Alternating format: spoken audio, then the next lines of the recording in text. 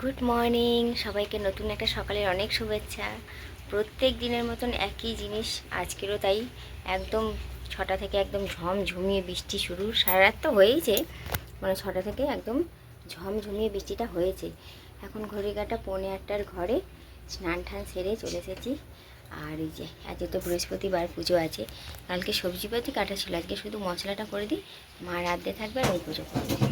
আর এই যে বরমশাই শুয়ে আছে, মশারির ওপরে না একটা হালকা চাদর দিতে হয়, নাহলে কি বলে তো রাত্রিবেলায় বৃষ্টি হচ্ছে তো এখন প্রত্যেক দিন পাখা চলে না, ঠান্ডাটা লাগে। মশারির ওপর চাদর দেওয়া থাকলে কি গায়ে কিছু চাপাতেও লাগে না, পাখাটা চললে বেশ ভালো লাগে। আর এই দেখো আমার বাড়ির নতুন সদস্য ঘড়ি, মানে পুরনো ঘড়িটা খারাপ হয়ে গেছে মেশিনটা, ওই জন্য বর কালকে রাত্রিরে এটা কাছ থেকে ফেরার পথে নিয়ে এসেছে।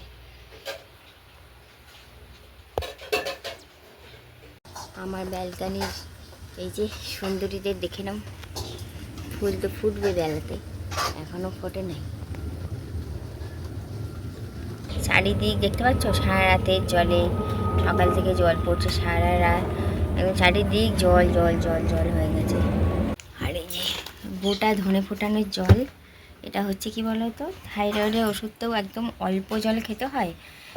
থাইরয়েড ওষুধ খাওয়ার পর মিনিমাম 1 ঘন্টা, মিনিমাম না ম্যাক্সিমাম 1 ঘন্টা গ্যাপ দিতে হয়, মানে কোনো কিছু খাওয়ার থেকে বিরত থাকতে, তাহলে ওষুধটা ভালো মতন কাজ করার সময় সুযোগ পায়। তার মধ্যে কিন্তু কিছু খেয়ে নিলে ওষুধটা কাজ করতে পারে না, ওই জন্য থাইরয়েডের ওষুধ একদম অল্প জল দিয়ে খেতে হয়। আর ম্যাক্সিমাম 1 ঘন্টা কোনো কিছু খাওয়া যায় না, 1 ঘন্টাটা খুব ভালো। তো যাই হোক, এই যে ধনে ফোটানোর জলটা ওই জন্য ফুটতে দিয়ে আমি চান করতে চলে গেছিলাম। এখন খাবো, যেহেতু 1 ঘন্টা পেরিয়ে গেছে যখন আমি থাইরয়েড ওষুধ খেয়েছিলাম।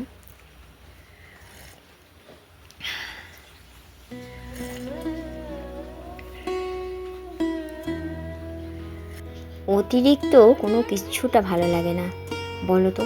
একভাবে সেই কবে বৃষ্টি শুরু হয়েছে সেটাও মনে নেই, এত বৃষ্টি হচ্ছে আর ভালো লাগছে না, অতিষ্ঠ হয়ে উঠেছি। মনে হচ্ছে না ওই ঘর সংসার ছেড়ে দিয়ে কয়েকটা দিনের জন্য কোথাও চলে যাই। হ্যাঁ, আমার তো আবার যাওয়ার কোনো জায়গাও নেই, বাপের বাড়ি যাব, বাপের বাড়ি থেকেও নেই, বাপের বাড়ি বলতেই তো আর কিছু নেই, যাবোই বা কোথায়। তো যাই হোক চলো, এই যে বৃষ্টি এখন তো এখনও বন্ধ হয়নি, ঝিরিঝিরি পড়ছে, তারই মধ্যে ফুল তুলে নিই। বৃহস্পতিবার আজকে পুজো দেব, বাজার থেকে তো ফুল এসেইছে, কিন্তু ওই যে গাছ থেকে তুলে সেই ফুল ঠাকুরের চরণে বা মাথায় দিলে একটা আলাদাই শান্তি তৃপ্তি লাগে। কিন্তু দুঃখের বিষয় একটাই, যে এখন জানো জবা ফুল আর ফোটে না। সেটা কী কারণে বলতে পারবো না, এটা সিজন নয় সেই কারণে, নাকি অতিরিক্ত বৃষ্টি হচ্ছে সেই কারণে।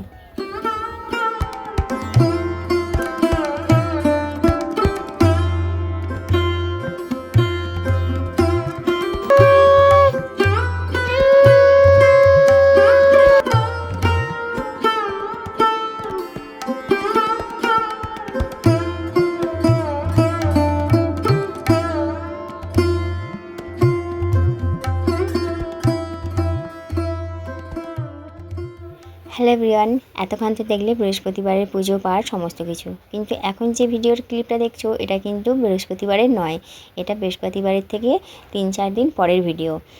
3-4 দিন তো আমি ভিডিও দিইনি, কারণ আমার শরীরটা খুব একটা ভালো না। আর জানোই শরীর ভালো না থাকলে মন ভালো লাগে না, আর মন ভালো না থাকলে কোনো কিচ্ছু ভালো লাগে না। শরীরে কি হয়েছে সেটা তোমাদের পরে দেখাচ্ছি, না দেখালে তোমরা বুঝতে পারবে না, ওটা দেখানোরই জিনিস। তবে কি বলো তো, এই শরীর খারাপ থাকাকালীন কোনো ভিডিও বানাতে এডিট করতে ভালো লাগছিল না, ভিডিও বানানো আছে কিন্তু এডিট করতে ইচ্ছা করছিল না, শুধু মনে হয় যেন শুয়ে বসেই কাটিয়ে দিই, একদম ভালো লাগছিল না। আর বিশেষ করে থাইরয়েড থাকলে তো এরকমটা হয়ই, মানে মুড সুইং হয়, মেয়েদের তো এমনি হরমোনাল চেঞ্জের জন্য মুড সুইং হয় প্রচুর, তার মধ্যে আবার থাইরয়েড থাকলে তো এই এনার্জি ঘাটতি হয়, প্রচুর এনার্জি উইক লাগে, শরীরে এনার্জি থাকে না, হাত পা ব্যথা ব্যথা ভাব লাগে। কাজ করছি তো করছি, কিন্তু বসে গেলে মনে যেন এই উঠছি এই করব এরকমটাই হয়, ওই জন্যই আর এডিট করতে ইচ্ছা করছিল না। এটা হচ্ছে বললাম তোমাদের 2-3 দিন পরের ভিডিও। বিছানা চাদরটা চেঞ্জ করছিলাম, ভাবলাম ভিডিও বানিয়ে রাখি, কখনো তোমাদের সঙ্গে শেয়ার করে দেবো। কোনো জিনিস দেখেছো বেকার যায় না, ভিডিওটা বানিয়ে রেখেছিলাম বলে বৃহস্পতিবারে ভিডিওর সঙ্গে অ্যাড করে দিলাম, না হলে বৃহস্পতিবারে তো আর পুজো দেওয়ার পর কোনো ভিডিও বানাইনি, ইচ্ছা করছিল না। তো যাই হোক, ছাড়ো ওইসব কথা, এবার বলো আমার বর শোপিসগুলো রাখার জন্য যে র্যাকটা বানিয়ে দিয়েছে, ওয়াল র্যাকটা, কেমন লাগছে। আর আমি তো এরকমভাবেই সাজিয়েছি, আর কীভাবে সাজানো যায় তোমরা প্লিজ একটু আইডিয়া দিও, আমি তেমনভাবে সাজানোর চেষ্টা করবো, কেমন। তো দেখো কি হয়েছে আমার পায়ে। তোমরা দেখেছিলে যেদিনকে আমি গঙ্গায় গেছিলাম জল আনতে, সেদিনকে যাওয়ার সময় তো জুতো পরে গিয়েছিলাম, আসার সময় কিন্তু খালি পায়ে এসেছি।